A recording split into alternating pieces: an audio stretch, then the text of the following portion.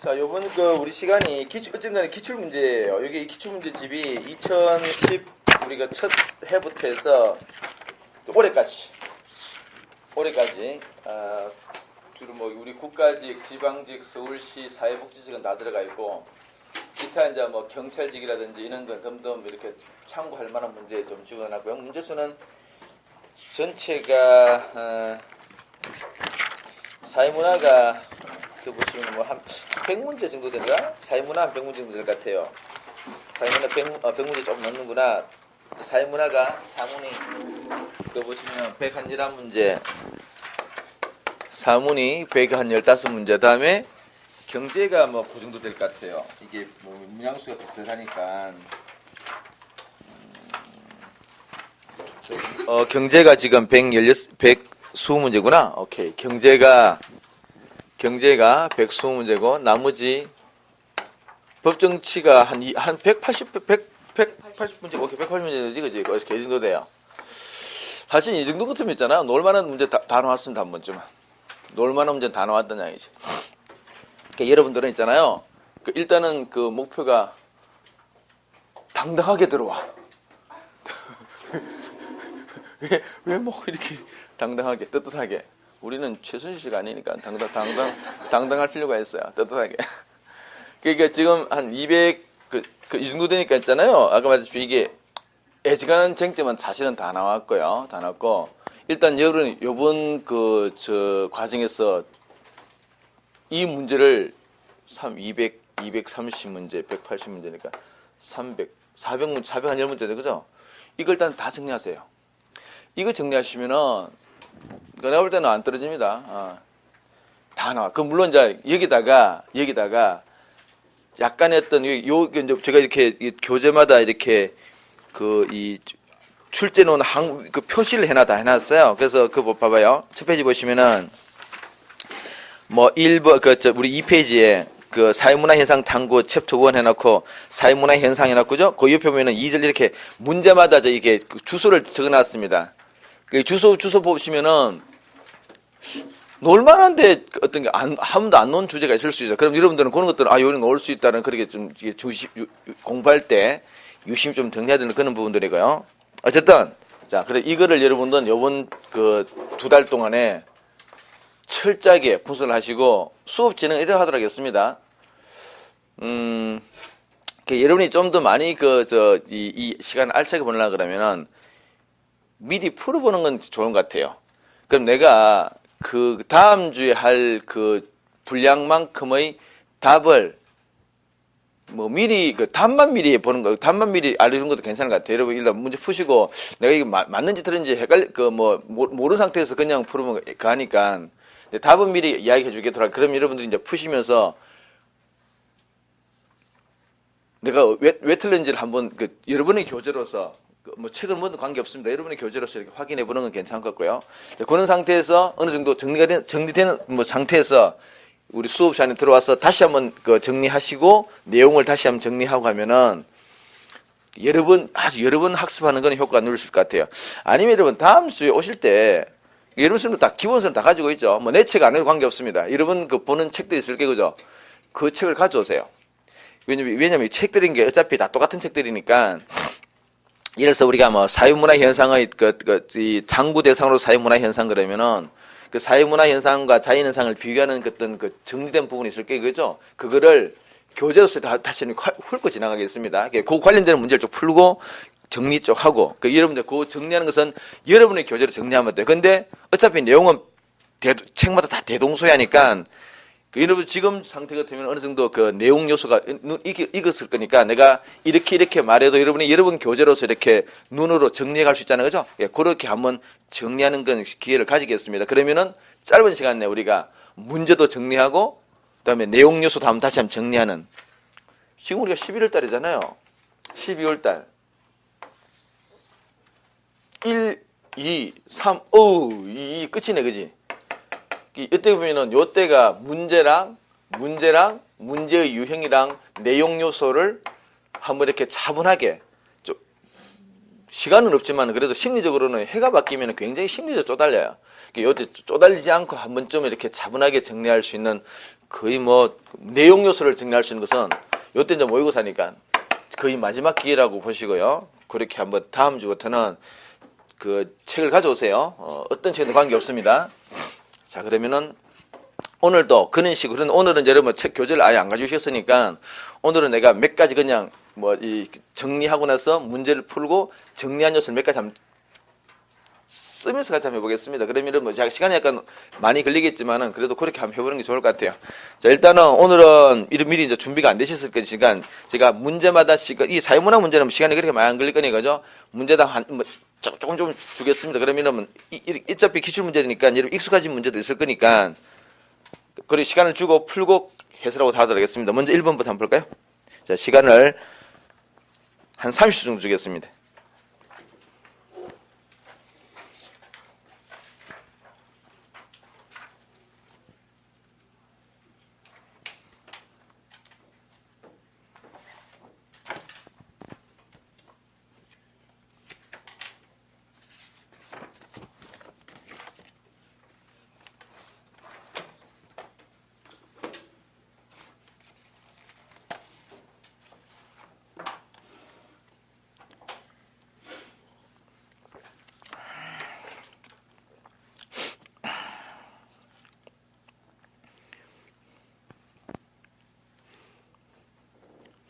자, 보겠습니다. 이 문제 자체가 어렵진 않죠. 기역 디귿 현상이, 기역은 비가 내리지 않는다. 자연현상이죠.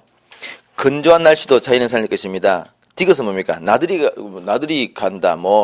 주의가 필요하다. 이런 거 다 사회적인 현상일 거예요. 그래서 기역과 니은은 자연현상이고, 디귿은 사회현상이 되겠죠. 그죠? 이 양자의 특징입니다. 특징. 기역은 우리가 자연현상의 특징이 뭡니까? 몰가치적이다. 몰가치적이다. 1번은 기역 현상은 몰가치다. 맞고요. 2번에 니은은 당연히 없어. 이러면 어차피 기역, 니은 두 개 다 자연법칙이니까, 자연현상이니까, 몰가치적이고, 자연법칙이 존재하죠. 자연법칙이란다. 존재의 법칙입니다. 그 존재의 법칙이 작동한다. 요게, 이게 당위법칙이죠. 그래서 우리 기역, 니은 성격만 구별하면은, 크게 어렵진 않습니다. 3번에 디귿은, 우리가 사유현상 요게 개연성이죠. 개연성이고 뭡니까? 확률성입니다. 개연성이가 확률성이라는 얘기. 확률성. 얘는 뭡니까? 이거는 100%, 이거는 확실성이죠. 확률이 아니고 확실성입니다. 확실성. 개연성이 아니고 필연성이죠. 반드시 그렇더라.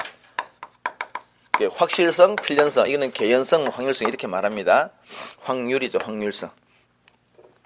그 다음에 4번에 기역, 니은 같은 현상에 대해서 디귿 현상이 영향을 받을 수 있다. 당연하죠. 그 자연현상에서 사유현상이 사유현상이 영향을 받잖아요. 요번 여름에 와 정말 더웠죠, 그죠? 무지 더웠습니다. 에어컨 불티나게 팔렸습니다. 덥다라는 것은 자연현상이고 불티나게 팔렸다. 그거는 사유현상. 당연히 사유현상은 자연현상에 영향을 받는다. 오늘 여름 갑자기 날씨가 추워졌어요. 오늘 아마 매장에 가면은 파카 무지 팔릴 것입니다. 그죠? 자연현상이 사유현상에 영향을 미친다. 당연한 얘기입니다. 당연한 얘기죠. 자, 그래서 요 가장 기본적인 내용이죠. 2번 같이 한번 풀어볼까요? 답은 2번이죠. 2번.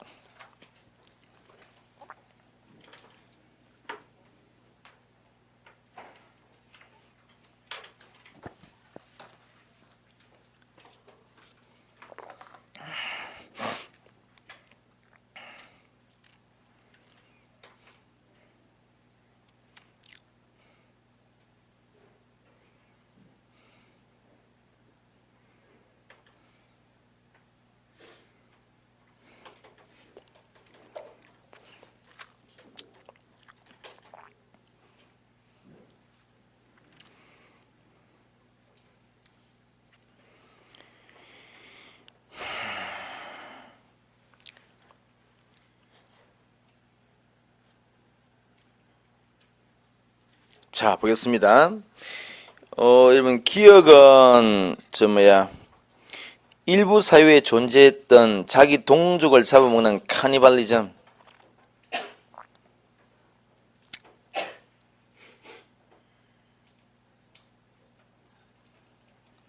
니은은 거피와 같은 열대어는 치어를 잡아먹고 앙크 사마귀가 교미의 후 수컷을 잡아먹는 행위.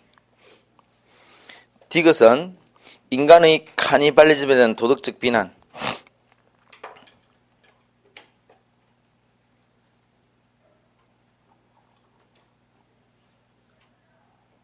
리얼은 리얼은 사회가 익으면은 나무에서 떨어진다. 자, 우리 기억은 여러분께 일부 사회 조건 이 카니발리즘 이게 이제 사회 현상이 되겠죠, 그죠? 사회 현상이 됩니다. 니언은 이게 니언은 자연 현상일 것이고요. 디귿은 이거 사회 현상이죠. 리얼은 뭔가요? 자연 현상입니다. 그래 정리해보면 되겠네. 자, 1번에 기억은 사회 현상은 니언보다 반복 재현이 낮다. 그렇죠. 우리 사회현상은 반복 재현이 어렵죠. 아무래도. 이렇게 기억과 지금 헷갈리네. 기억과 정리해보면은, 기억과 디귿이 요게 사회현상이고, 사회현상이거죠? 선상이고, 니언과 리얼이 여기 자연현상이네. 그죠? 요리 되어 있습니다. 문장이 좀 교차되어 있으니까. 당연히 여러분, 우리가 이게 사회현상은 반복 재현이 좀 곤란해요. 근데 얘는 쉽습니다. 반복 재현이. 여러분, 지금 우리 그 지난 토요일 날 이 서울 광화문 광장에 지금 난리 났거든요. 이 광화문 사거리가 진짜 이 시위대로 꽉 뒤집혔어요. 아마 요번 그 11월 13일인가? 11, 12, 13일 날 뭐 더 난리 날 거라 이야기하는데 똑같은 상황이 큰 얘기를 제2의 최순실이 나타난다고 하면 끔찍한 지금 그것만 생각해도 끔찍한데 제2의 최순실이 나타나 가지고 우리가 똑같은 이런 반응을 보이진 않겠죠, 그죠? 뭔가 반응은 다를 것입니다. 그래서 반복 재현이 꼭 바로 되는 건 아니에요, 그죠?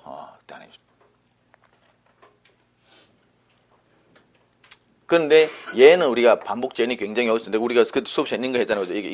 이게 만류력이잖아요, 그죠? 계속 반복할 수 있잖아요, 그죠? 떨어진다. 계속 반복할 수 있습니다. 근데 요거는 왜? 요거는 가치 함축적이기 때문에 인간의 의지의 사물이기 때문에 그죠? 요즘 보니까 제가 있어도 이 뉴스를 통해서 보면은 이 중고등학생 애들이 그렇게 시위대에 많이 나오는데요. 내일 모레 지금 고3 같으면 내일 모레 시험치잖아. 이놈들이 나와가지고 마이크 들고 떠드는 거야. 네. 한편으로는 참 기특하다. 한편으로는 참 안쓰럽다, 그죠? 나도 어떻게 보면 기성사회인데 기성 세대로서 되게 미안해요. 미안한데 이게 어쨌든 이게 기본적으로 또 말 그대로 가치의 문제이기 때문에 어떤 아이는 그 자리에 서는 아이가 있을 거고 어떤 아이는 그 시간에 그냥 문제 푸는 아이들이 있더라는 거죠. 말 그대로 또 가치의 문제이기 때문에 이게 반복 재현이 대단히 어렵습니다. 근데 이거는 그 전혀 관계없기 때문에 똑같이 발생하는 거죠. 자, 그래서 맞다. 2번에 니은은 기억보다 확률 우리 여러분 아까 말했듯이 요게 똑같은 얘기잖아요. 이게 뭡니까? 이게 확률성, 그죠?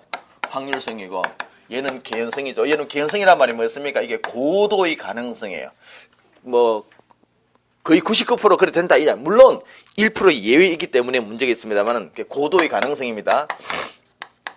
고도의 가능성이에요. 고도의 가능성, 개연성. 근데 이거는 그렇지 않죠. 이거는 필연성입니다. 100% 이거는 필연성. 무조건 그렇다. 확실성. 이건 예외가 없어요. 확실성. 이건 예외가 없어. 이 말 자체는 뭐냐? 확실성이란 말은 예외가 없다 말이에요. 확실성이다. 무조건 그렇다는 얘기죠. 근데 얘는 예외는 존재한다. 그러니까 이거 예측이 조금 곤란합니다. 100% 예측이 안 되는 거죠. 근데 이거는 예측이 가능합니다. 그죠? 100% 예측이 가능하다는 거죠. 왜? 예외가 없으니까. 근데 예외가 존재하기 때문에 100% 예측하는 게 어렵더라. 이는 이제 어떤 특징들이 있죠. 다음 3번에 디귿은 리얼보다 특수성과 디귿이 뭡니까? 디귿은 리얼보다 디귿은 특수성과 가능. 그렇죠. 우리가 이 사회현상은 두 개 다 보편성이 있습니다. 그죠? 근데 얘는 보편성이 굉장히 강하게 작동하고 얘는 물론 보편성도 있지만은 특수성이 굉장히 강합니다. 누구나 사람은 다 죽죠. 세대마다 시대마다 사람은 다 죽지만은 그 장래 문화는 다 다르게 사람은 죽는다. 장래 문화가 있다는 관점에서는 보편성이에요. 근데 구체적인 내용은 다 다르다. 이거는 이제 보편성이 강하고 이건 특성이 강합니다. 그건 어떤 강조점들이 다르다는 얘기지. 그래서 그리고 또 우리 여러분 사회과학을 연구할 때는 우리 사회문화 현상을 연구하는 그 사회과학을 연구하는 기법 중에 하나가 방향이 크게 두 가지 있다 했습니다. 하나는 좀 아주 미시적으로 들어가는 것, 전문화, 그죠? 하나는 전문화 경향. 한쪽 방향은 전문화 경향입니다. 아주 세부적으로 들어가는 것. 또 하나는 간학문적, 그죠? 이 두 가지가 있다 했습니다. 그죠? 간학문적. 간학문 이게 우리 요즘 좋아하는 융합이에요, 융합. 이 간입니다. 그게 여러 가지 그 학문을 같이 이렇게 어느 하나의 문제점을 해결하기 위해서 뭐 이렇게 환경 문제를 해결하기 위해서 정치, 경제, 사회, 문화, 법 모든 어떤 그 전문가들이 모여서 환경 문제를 연구하는 것, 융합, 간학문적. 요게 사회과학의 어떤 특징 중 하나입니다. 그런 것들. 맞아요.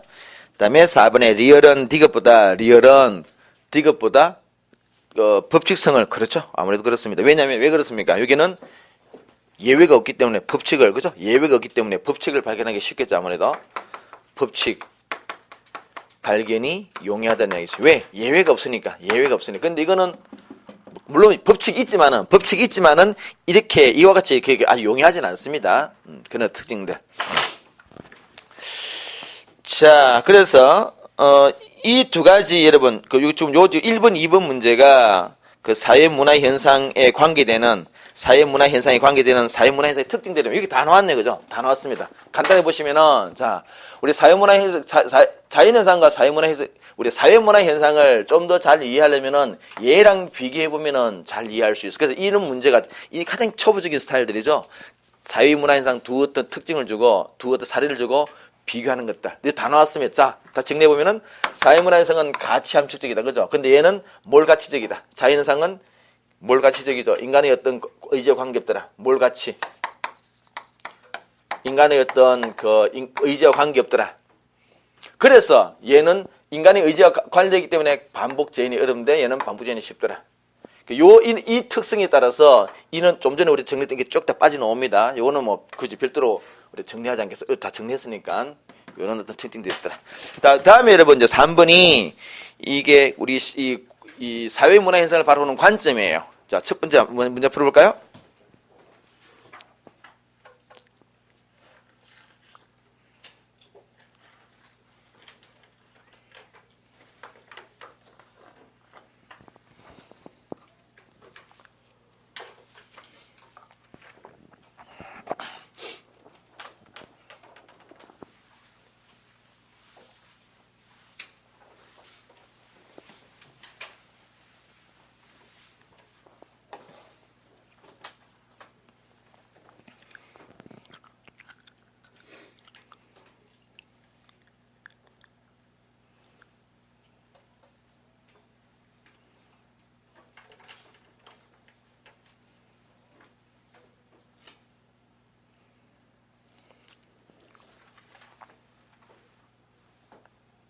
자, 같이 한번 보겠습니다.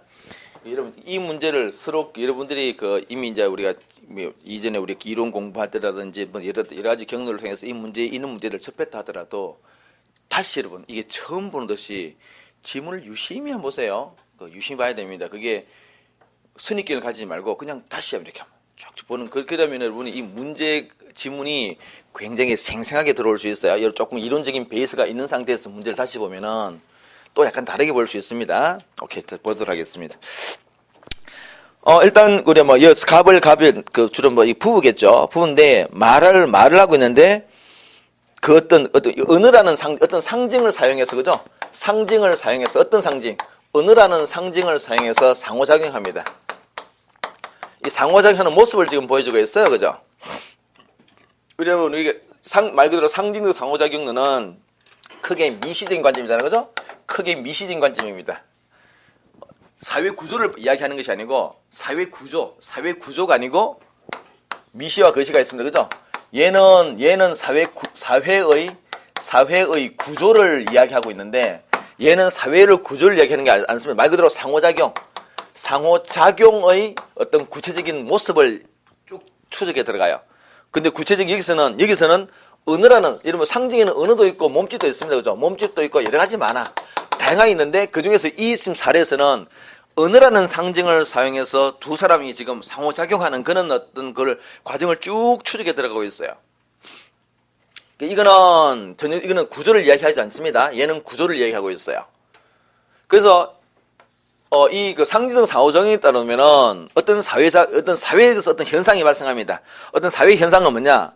그 개인의 그 어떤 상호작용, 몸짓 상호작용한다는 말 자체는 굉장히 어떤 자율성, 능동성, 개인의 자율성, 능동성의 발로예요.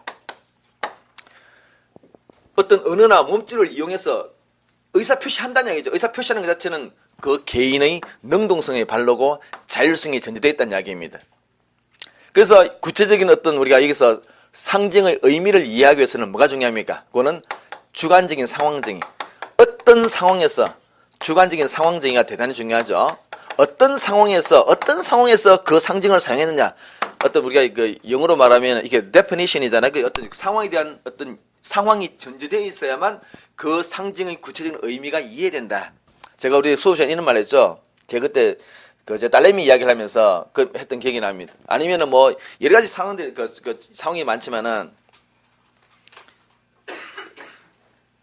대표적으로요. 뭐 우리 교재도 있지만은 한 사람 한 서너 명이 술집 앞에서, 그죠? 술집 앞에서 갑자기 쓰가 있다가 한 사람이 주먹을 내민다. 아니면 손을 이렇게 내민다. 주먹을 내민다 볼까요? 주먹 내민다. 이게 주먹이란 것이, 주먹을 내미는 이 행위가 어떤 의미일까? 주먹을 내민다는 상징을 사용했어요. 이게 어떤 의미일까? 요거는 주먹을 내밀었던 상황이 무엇이냐에 따라서 의미가 달라진다. 그죠? 그래서 뭐 술을 오랜만에 대학 동기들이 만났다가 술 먹고 나서 아니 식사를 하고 나서 수로 돈을 먼저 내려고 한다 이거지. 그때 야 그러지 말고 그냥 우리 가위바위보에서 정하자라고 할 수도 있습니다. 그런 과정에서 주먹이 냈다면 그는 순서를 정하는 우리가 말하는 가위바위보에서 주먹이고, 아니면 뭐 술 먹다가 시비가 붙어가지고 주먹 내는데 그는 한번 싸우잖냐 이거죠. 그게 똑같은 주먹이지만 외형적으로는 똑같지만은 그게 어떤 의미인 것은 상황에 따라서 의미가 달라진다라는 게 이 파트에서는 굉장히 중요한 내용이었죠. 그죠? 가장 핵심적인 용어가 주관적 상황정이고 요 두 가지 키워드입니다. 한번 보도록 하겠습니다. 자, 그래서 1번에 바로 나왔네요. 인간은 상황정의에 기초해 행동한다 말이 바로 나왔죠. 이게 가장 중요한 용어예요, 이게. 이게 상징적 상호작용에서 어떻게 보면 가장 핵심적인 키워드가 요 두 가지입니다. 요 두 가지예요. 그것보다 또 2번에 바로 나왔잖아요. 인간은 자율성을 지닌 능동적 존재가 아니고 그렇다는 전자에서 여러분 주먹을 내는 것도 있지 그 개인의 능동성이 발로잖아, 그죠? 나는 이건 내고 싶다는 이야기지. 그 이야기예요. 두 가지가 가장 키워드입니다.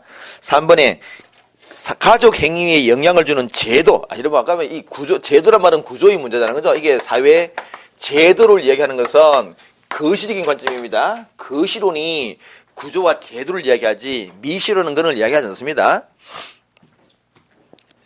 그 다음에 4번에 가족은 갈등, 이거는 이 거시론 중에 뭡니까? 요 거시론 중에서 갈등, 좀 이따 보겠는데요. 우리 거시론은 기능론과 갈등론이 있는데 4번 지문은 어떤 내용인가요?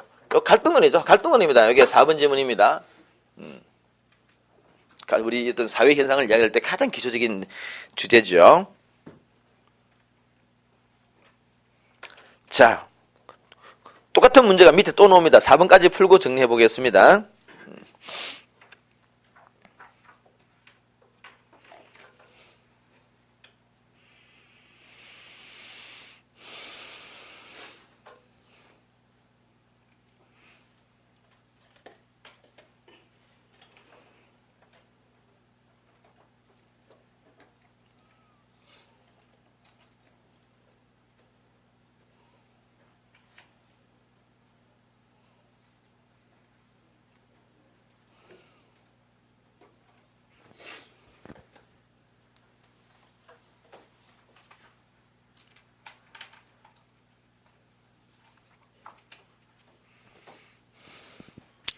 자, 볼게요. 가번 여러분, 자, 이게 지금 이거 사회 현상을 바라보는 거시와 미시인데, 여기 이 위에 3번 지문은 상징적 상호작용론만 묻고 있는데 4번 지문은 이게 다 묻고 있어요. 그죠? 자, 가는 그러니까 갑과 을은 뭡니까? 요거는 거시론이에요. 거시론 중에서 뭡니까? 갑은 요거 갈등론이고요. 을은 뭡니까? 요 기능론이에요. 그죠? 축구공을 생산하면은 경제에 도움이 된대요. 뭔가 조화와 균형을 강조하는 지문이기 때문에 그렇고요. 갑은 저개발국의 아동 노동을 이용한단 말이야. 이게 이제 우리가 한마디 표현하면 착취, 우리가 익숙한 표현은 착취라는 이야기죠. 그죠? 그런 걸 강조하기 때문에 갈등론이에요. 근데 병은 뭡니까? 그런 걸 이야기하지 않습니다. 그죠? 개인의 어떤 그 사물인에 대한 어떤 감정이나 이해를 이야기하기 때문에 상징적 상호작용, 이 거시론이 아니고 이 미시론에 관계되는 그런 내용이라는 거죠. 자, 1번 해보겠습니다. 갑은 인간의 자, 그래서 조금 전에 이런 말 했죠. 요 미시론이 있잖아요. 미시론이 인간의 자율성과 능동성을 강조합니다. 예를 들어서 이거지. 어떤 사회에서 있잖아요. 사회에서 어떤 현상이 발생했어요. 근데 저기 우리 지금 광화문 광장에서 시위가 벌어지잖아요. 그죠? 그럼 그 현상을 어떻게 이해하느냐? 그 개개인들이 그 시위에 참여하는 것은 말 그대로 그 어떤 본인들의 어떤 능동성 자율성의 발로라는 전제하에서 현상을 이해한다는 거예요. 그런데 이 거시론 있잖아요. 거시론은 정반대입니다. 이거는 사회 구조로 문제 따기 때문에 이게 나중에 이제 우리가 공부할 때 사회 명목론. 자, 요게 뭐가 연결되느냐? 사회 명목론과 연결되고요. 이게 사회 실제론으로 연결됩니다. 이런 우리가 사회 실제론은 아시다시피 이걸 이제 이렇게 보시면 훨씬 이해하기 쉬워요.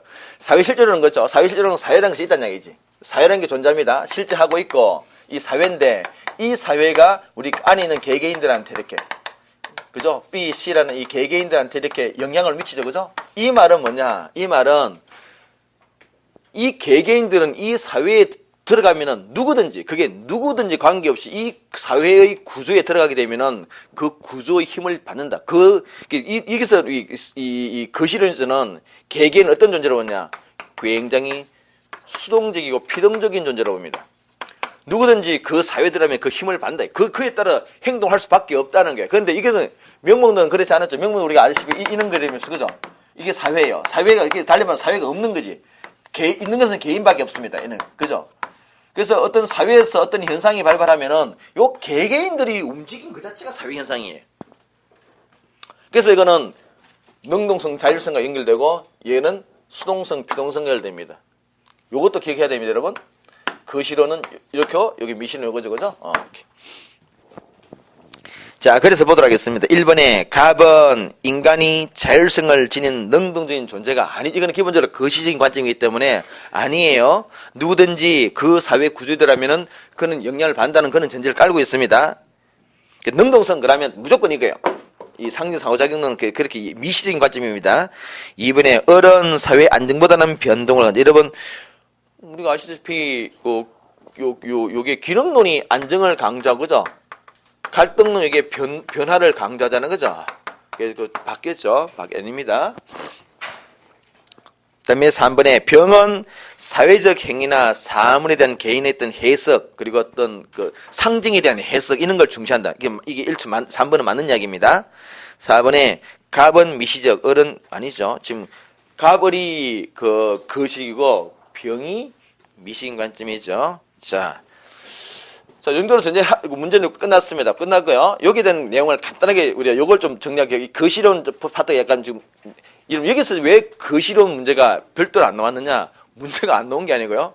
우리 수업 시간에 했다시피 이 기능론 갈등론은 사회문화 첫 번째 끝까지 계속 반복되기 때문에 이 기능론 갈등론은 저 뒤에 다른 데서 막 섞여 있어요.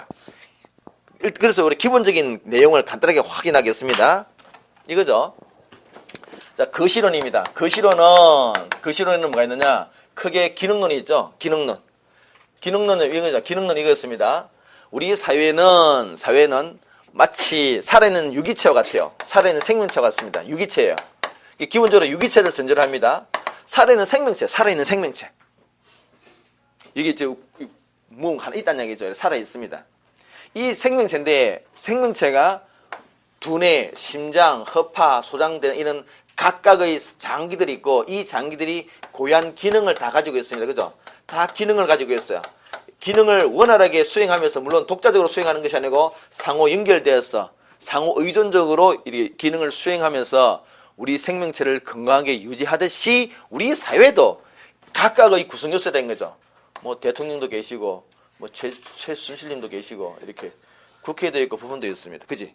어쨌든 간에 각각이 나름대로 기능을 가지고 있죠. 그죠? 기능을 원만하게 수행해서 어쨌든 우리 체제를 유지하고 있다는 이야기죠. 그죠? 그래서 이것은 뭘 강조합니까? 이는 또 우리 건강한 생명체이기 때문에 죽기를 원하지 않는다. 그래서 이거는 이 체제 자체가 계속 유지되기를 원해요. 보수적이다. 그죠? 지극히 보수적이다. 보수적이다. 여기서는 뭘 강조합니까? 안정, 뭐 질서, 뭐 통합, 이에 반해서, 그죠? 이에 반해서 아니야. 사회라는 것은 그런 게 아니야. 어떤 건데? 지배계급과 비지배계급이 있을 것이고 끊임없이 착취하려고 할 것이고 끊임없이 저항한다. 이 저항하는 과정에서 뭐가 생깁니까? 갈등이 생길 수밖에 없다. 그래서 이름하여 갈등론입니다. 이게 기능론이죠. 기능이기 때문에 기능론이에요. 기능론이고 갈등론이다. 그러니까 이런 게 계속되면 안 되잖아. 그래서 이 사회가 바뀌기를 원해요. 그래서 이거를 진보적이다. 진보적이라 그래서 변화를 강조합니다. 그래서 이런 변화를 강조해. 현실 타파를 강조한다는 거죠. 약간 이게 가장 핵심적인 내용이에요. 두 개 다 뭡니까? 두 개 다 어쨌든 간에 이건 두 개 다 거시입니다. 거시론이죠. 거시론. 두 개 다 거시예요. 거시적이다. 얘가 이제 상징 상호작용의 미시론이죠. 여기까지. 여러분 여기까지도 기억해야 돼요. 요 미시론이 이제 특히나 그 상징 상호작용론이 명목론의 어떤 이론적인 배경이고 이 실제로는 이게 그 기능론 갈등론이 다 들어가 있다는 걸 기억하십시오. 이렇게도 연결해야 시험에 냅니다. 오케이. 자, 됐습니다. 이렇게 이제 정리하시면은 뭐 요 정도 여러분 요게 지금 요 판서 내용들이 이해되시면은 사실 추가적인 문제를 풀기 위한 기본적인 내용 여러분이 다 알고 있는 거예요. 제가 몇 가지 강조했던 거죠. 특히 이런 것들 좀 유심히 봐야 됩니다. 이거 시험에 항상 이런 게 나옵니다. 그죠? 오케이. 자, 다음 옆에 문제를 제 2절로 넘어가 볼까요? 탐구 방법입니다. 지금부터 약간 이제 딱 문제가 빡빡해지기 시작할 수 있습니다. 5번 풀어봅시다. 올해 문제네요.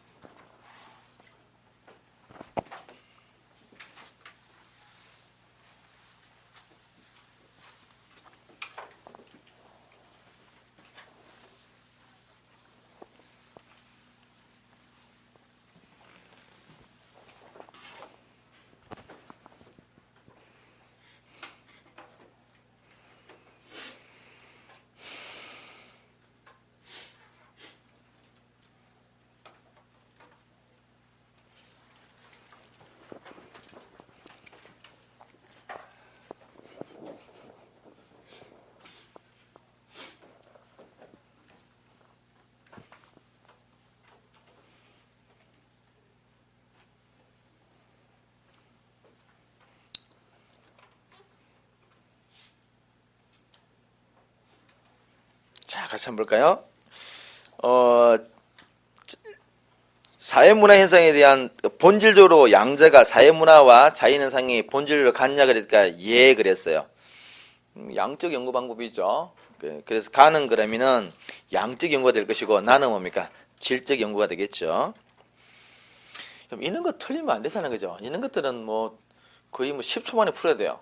딱 보고 그냥 바로 찍어야 됩니다. 1번 보도록 하겠습니다. 그 실정주의를 바탕으로 하는 연구는 가다. 이 양적 연구를 우리가 실정이라 그래요. 실정적 방법이 양적 연구 방법입니다. 1번 바로 나왔어요. 2번에 가는 질적 나는 양 서로 바뀌었죠. 3번에 계량화 그러면 계량화. 양적이니까 계량화지 그죠? 양이 계량 양적이잖아요. 그죠? 근데 그래서 뭐 가보다 나가 아니고 당연히 갑니다. 4번에 그러니까 여러분 이게 양적 연구 방법은 사회현상과 자연이 같기 때문에 자연현상을 연구하는 방법을 그대로 여기도 활용할 수 있다. 같은 방법이다. 방법 일원론이죠. 방법 이론. 하나의 방법을 가지고 다 활용할 수 있다. 방법 이론론이에요. 그래서 방법 이론. 양적 연구의 특징입니다. 근데 질적 연구는 뭡니까? 사회와 자연이 다르기 때문에 각각 고유한 방법이 있어야 된다. 그래서 여기서는 해석이라는 용어를 쓴다, 그죠?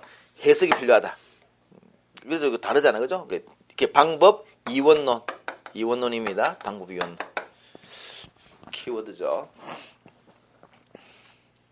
오케이. 그 답은 1번이죠. 1번입니다. 다음 6번 풀어볼까요?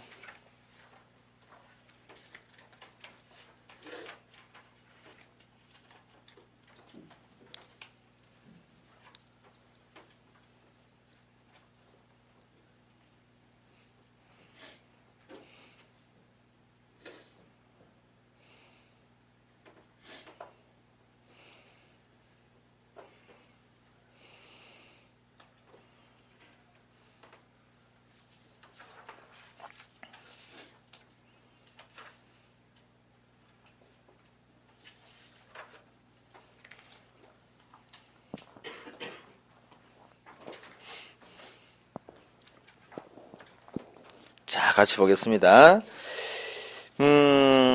특징이다. 옳지 않은 것은 기억은 이런 말수 있는 신입 사원들의 입사 성적과 근무 성적 간의 상관관계네요. 입사 성적이 좋은 아이들이, 성적이 좋은 친구들이 근무 성적입니까? 근무 성적이네. 그래. 근무 성적과 어떤 관계가 있는가? 이게 여러분 입사 성적이 좋은 친구들이 근무 성적 좋을 수도 있고 나쁠 수도 있습니다. 그러니까 입사 성적 어떻게 보면 이거는 공부하는 무리고, 사람이 공부하는 무리하고 일하는 무리가 다르게 있습니다. 따를 수 있게 공부는 잘하지만은 일은 시원찮게 못할 친구 있을 수 있습니다. 안 그럴 수 있지만은 그건 어떤 상관관계. 이거 대부분 다 양적입니다. 이거 양적이에요. 상관관계. 여러분 우리 수업 시간에 이거에 대해 설명드렸습니다. 상관관계. 특히나 대표적으로 여러분 우리 경제 공부할 때 이거잖아요, 그죠? 가격과 소비량 사이의 관계, 이게 대표적인 상관관계입니다. 서로 있는 관계 있다. 우리 음의 관계죠, 그죠? 이게 역의 관계입니다. 이게 반대 방향이라는 거지, 그지? 이게 양적 일정 관계가 있다는 이야기입니다. 이런 거 보통 다 우리 수치로 다 표현합니다. 그래서 양적 연구예요. 양적 연구 관련됩니다. 그런데 니은 같은 여러분 있거든. 니은 같은 앞으로 여러분 문제를 푸시면서 니은 같은 문장이 나오면은 이거 다 질적 연구 방법들이에요. 예를 들어서 이런 거죠. 적응 과정. 근데 북한 주민이 탈북해서 남한사에서 적응하는 과정. 어떤 사람이 이민을 가서 우리 한국 사람이 미국에 이민 가서 그 미국 사회에 적응해야 하는 과정. 그걸 쭉 우리가 팔로우업 따라다닌다 그러죠, 그죠?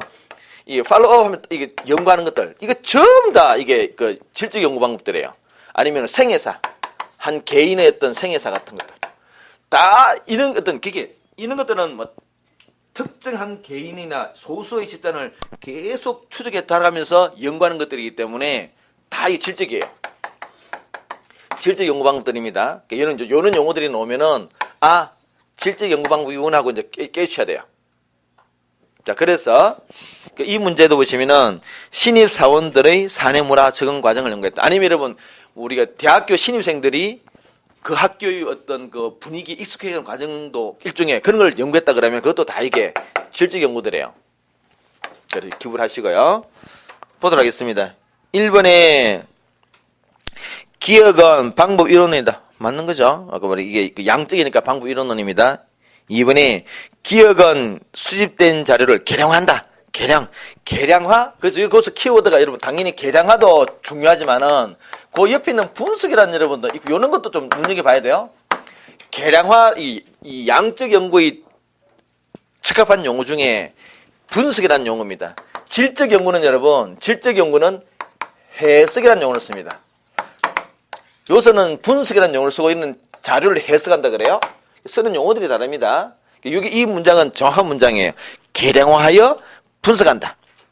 만약 이거를 개량화에 해석한다 그러면은 이거 틀린 지문일 가능성이 많습니다. 이게 용어들 아주 디테일하게 세분화 구분됩니다. 3번에 니은은 비공식 자료의 수집과 활용을 중시한다. 그렇죠. 우리 질적 연구에서 중요한 게 비공식적 자료였습니다. 주로 뭐 일기라든지 그죠? 일기라든지 카톡이라든지 등등 그런 것들.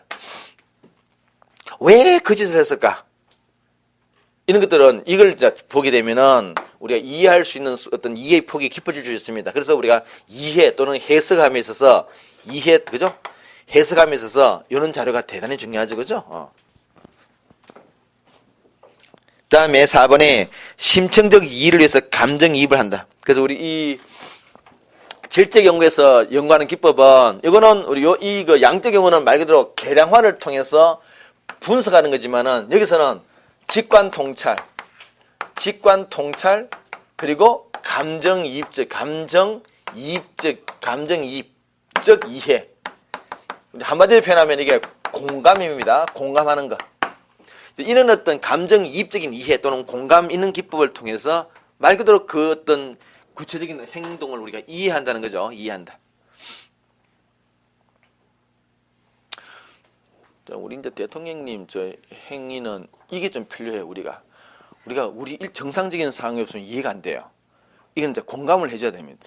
그분이 어떤 입장에서 이해야만 이해할 수 있을 것 같이 우리 멀쩡한 상태에서 보면은 미안합니다. 저는 기본적으로 대통령을 대단히 존경합니다. 존경하고요. 존경한다니까. 근데 이게 이제 기본적으로 이런 게 이제 아주 아니 우리 멀쩡한 사람들은 이해 못하는 그런 현상이 있을 수 있습니다. 그거는 우리 멀쩡한 입장이 이해 안 되는 거지, 그지? 그래서 그걸 이해하려면 그를 제대로 이해하려면은 그 사람 입장이 돼야 돼요. 그죠? 이 질적 연구의 기본적인 키워드들이죠, 그죠? 요거는 계량화 그런 것들입니다. 맞아요. 5번에 니은은 직관 통찰. 녹관은 맞죠, 그죠? 여기까지 맞습니다. 근데 그 부분에 일반화. 여러분 우리가 여기서 이 두 개 중에서 일반화, 즉 일반 법칙을 찾는 것은 요게 일반 법칙을 찾는 거죠. 일반 법칙을 찾는 것이 목적인 것은 양적 연구 방법이고 이거는 뭡니까? 이거는 일반 법칙을 찾는 것이 아니고 어떤 개별적인 그죠? 개별적인 어떤 사례, 이 사례를 이해하는 게 목적이에요. 어떤 아이가 가출했습니다. 제가 왜 가출할까? 그죠? 제가 왜 가출할까? 어떤 40대 중년이 자살을 시도했어요. 근데 누가 본다 하더라도 멀쩡하고 힘도 있고 사회에서 권력도 세고 경제적인 부도 가지고 있고 여러 가지 있는데 자살을 시도했어요. 왜 그럴까? 일반적으로는 이해가 안 됩니다. 그죠? 그런데 구체적인 뭔가 있을 거란 얘기지. 뭔가 있다. 그거는 뭐냐? 이런 걸 보면 우리가 이해할 수 있어. 그죠? 이런 기법을 통해서 이런 기법을 통해서 이런 자료를 가지고 이해하면은 이게 이해가 될 수 있어요. 어저께 여러분들 그 우병우 씨가 여러분들 그 기사를 혹시 우병우 씨 기사 본 적이 있습니까? 보면 안 돼. 여러분들은 그죠? 여러분들 지금 내일 모레 시험 칠 사람들이 그거 지금 이런 뭐 대통령께서 뭐 일 있어요? 이렇게 이야기 나와야 되지. 나보다 세세하게 그 사정을 알고 있으면 안 돼. 나 깜짝 놀랐어요. 물론 조선일보가 찍은 거잖아요. 그죠? 저 검찰청사 서초동에 가면 검찰청사가 있습니다. 검찰청사 아마 저 맞은편에 길끝 빌딩에서 찍은 것 같은데요. 망원렌즈를 쫙 뽑아가지고 우병우 씨가 이렇게 서가지고 막 떠들고 있으니까 앞에 검찰 직원들이 이렇게 말 듣고 있는 자세가 찍힌 거지, 그지? 그 옆에 변호사도 막 하고 웃고 있고 막 이런 게 찍혔어요. 와, 진짜 우리가 보통 끈이 떨어지면은 좀 기가 죽고 그죠? 근데 와, 민정수석이 있을 때는 진짜 어떻게 행동했을지가 진짜 짐작이 가더라고요. 와, 대단해. 그러다가 여러분 이제 아주 센 어떤 검사가 반대측에 있는 어떤 센 검사가 확 기를 죽이면 있잖아요. 자살할 수 있습니다, 진짜. 그건 자살할 수 있어요. 아무래도 이 검찰 안에도 이게 파가 있거든요. 특히 우병우 씨가 굉장히 다른 검사도 많지만은 적대 검사도 굉장히 많다 하더라고요. 그쪽에서 누구 한 놈이 아주 센 놈이 나와가지고 확 잡으면은 뛰어내릴 수 있어요. 이제 그 감정이 격해지면 그럴 수 있습니다. 그는 아주 센 친구들은 확 휘는 게 아니고 확 꺾여버리거든요. 갑자기 이야기가 좀 계속 이상해졌는데 우리 이야기 하다 보니까 딱 그 사례 맞네, 그지? 딱 맞는 이야기야. 자, 요 키워드들입니다. 키워드들, 그죠? 키워드들이. 우리 사회에서 있는 우리 과목 자체가 사회라 보니까 뭐 사회 현실이 항상 딱 부딪혀요. 그래. 항상 그래 뭐 제가 있는 이야기가 뭐 자연스럽게 녹이 되는데 보도록 하겠습니다. 오케이, 여기까지 보시면요. 보고 그 옆에 있는 것까지 보고 문제를 내용을 좀 정리해 볼까요? 7번까지 보겠습니다. 7번까지.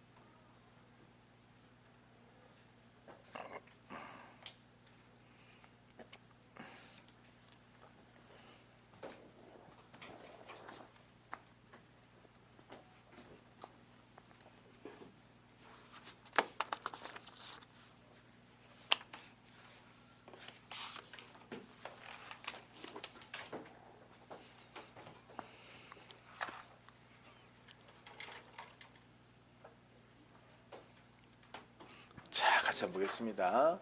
지금 요게 지금 여기 양적 연구 방법이죠. 양적 연구 방법이기 때문에 순서가 대단히 중요하죠, 그죠? 일단 우리가 양적 연구 방법의 순서를 한번 잡아볼까요? 요 순서는 꼭 기억해야 됩니다, 여러분. 문제를 제기를 하고, 그다음에 거기에 합당한 가설을 설정하고, 이게 가설이 맞는지를 확인하기 위해서 연구해야 되는데 미리 연구를 함부로 하는 게 아니고 막 하는 게 아니고 일단 설계를 하고 나서 디자인을 한다는 이야기죠. 그리고 구체적으로 자료를 수집하고 분석하고, 그죠? 자료 수집. 그다음에 분석해서 결론 도출, 그죠? 수집 물론 이게 분석, 그리고 이제 결론을 도출하겠죠. 결론 도출해서 이제 검증을 합니다. 이 가설이 맞는지를 검증한다는 얘기죠. 그리고 이제 어떤 정책적인 제안을 할 것입니다. 요 순서 꼭 기억해야 되고요. 이 중에서 여러분, 이 중에서 가치가 개입되는 부분이 문제 제기, 가설 설정, 연구 설계, 그다음에 정책 제안, 여기가 가치가 개입됩니다. 가치가 개입되고, 그죠? 이 전체 프로세스는 뭡니까? 이 전체 프로세스는 이게 연역입니다. 연역법에 따라서 잡아나가고, 여기서 자료를 분석하고 결론, 요거는 귀납이에요. 요거는 귀납입니다. 귀납적 방법이에요. 당연히 여긴 가치 중립이죠. 가치가 중립됩니다. 가치 중립이에요.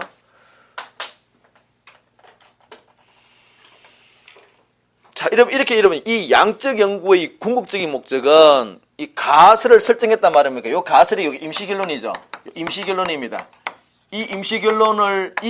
잠정적인 결론, 이 잠정적인 임시결론이 옳은지를 분석했다는 얘기지. 그래서 검증했단 말입니까? 이게 맞다 그러다. 그래서 만약에 가설이 검증 과정을 거쳐서 가설이 인용되면은, 그래서 만약에요, 가설이 그러니까 인용이란 말은 가설이 맞다는 얘기지, 그죠? 가설이 맞다 그러면 이게 이제 하나의 법칙이 된 거죠. 이게 일반 법칙이 됩니다. 일반 법칙 또는 일반화가 되는 거죠. 일반화란 말은 누구든지 그런 조건을 설정해주면은 그런 그러한 결과가 나온다는 얘기예요.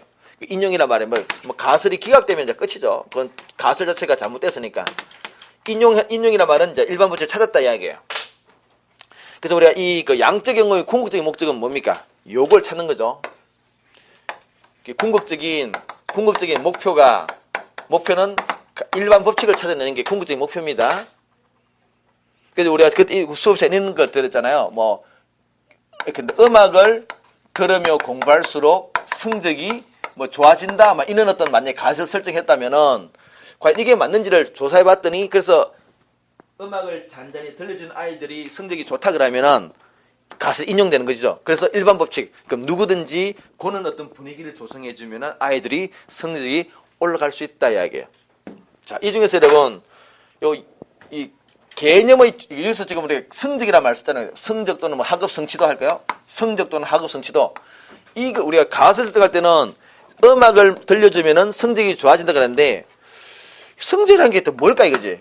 성적은 여러분 우리가 중간고사, 기말고사 뭐 이런 다 있을 수 있어요. 뭐 수미양가 있을 수 있는데 그 중에서 이게 대단히 좀 약간 추상적이기 때문에 이 중에서 우리가 이제 실제로 조사를 할 때는 뭐 그 중에서 대표적으로 뭐 기말고사 성적을 기말고사 이렇게 실제로 그 우리가 조사할 때는 음악을 들려주고 기말고사를 조사한다는 얘기지.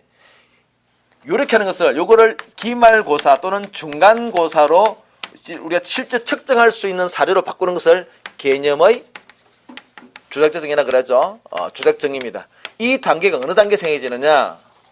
요 단계죠, 그죠? 개념의 조작적 단계가 행해지는 단계는 연구 설계 단계도 꼭 기억해야 돼요. 이것도 잘 물어봅니다. 자, 여기까지 보고 한번 볼게요. 교재 한번 볼까요? 자, 1번에요. 일단 우리 연구 설계 그 과정을 시간이 지금 약간 오버됐는데 조금만 더 합시다. 여기까지만 하고 그 상세한 내용은 잠시 쉬었다가 하도록 하겠습니다. 일단 요거 문제만 풀고 들어갈게요. 1번에 보시면은 지금 있어요. 의사 시민 의식 함량에 살펴보고자 한다. 요게 이제 가가 되겠네. 그죠? 자, 문제 요게 가입니다. 그죠? 문제 제기예요. 나는 건의했단 말입니까? 이게 교육청에 건의했단 말은 정책 제안을 했단 이야기죠. 이게 나입니다. 나. 그다음에 다는 결론을 내렸다. 이게 말 그대로 결론이죠. 다. 선행 연구를 검토하는 이러면 선행 연구라는 게 문헌 연구를 검토했다는 얘기입니다. 문헌 연구. 문헌 다른 사람이 논문을 찾아봤다는 얘기죠. 문헌 연구를 했다는 얘기입니다. 그래서 가 설정했다. 라. 그리고 설문조사를 실시했다. 이게 이제 설문조사죠. 이게 지금 이게 다가 아니고 라. 여기서 지금 요게 빠졌습니다. 연구 설계 우리 요 자료에서는 연구 설계가 빠졌습니다. 그러나 지금 가라 아니지. 이게 마입니까? 가라 다나 요 순서 됐죠. 4번은 맞고요. 1번에 위 연구 과정에서 개념의 조작정이 필요하지 않을까? 지금 뭡니까 이게? 지금 아이들이 그 시민의식 향상이 위해서 자원봉사활동이 이 문제는 이거네요. 이 자원봉사가 시민의식에 영향을 미치는가? 요건 좀 대단히 좀 추상적이잖아요. 그죠? 이 분명히 이게 뭔가 있다는 얘기지. 이것도 마찬가지입니다. 이것도 자원봉사 이것도 우리 요거보다는 요게 좀 더 우리 개념이 더 필요한 것 같아요. 그래서 분명히 우리가 요 연구 설계당에서 여기에 해당되는 어떤 개념의 적정가 들어가야 됩니다. 이 시민의식을 표출하는 어떤 지표들이 개발되어 있을 거예요. 그런 걸 우리가 대입했다는 얘기입니다. 필요합니다. 1번이 틀렸네. 그죠? 2번에 가와 나 단계에서는 문제 제기와 제안에서는 가치가 개입된다. 당연한 이야기입니다. 3번에 일반화될 수 있다. 지금 이거 문제를 보시면은 여러분 설문조사를 하는데요. 설문조사를 실시했는데 빵빵시 청소년을 상대로 설문조사했죠. 이 자료를 수집하는데 구체적인 내용은 설문조사를 했습니다.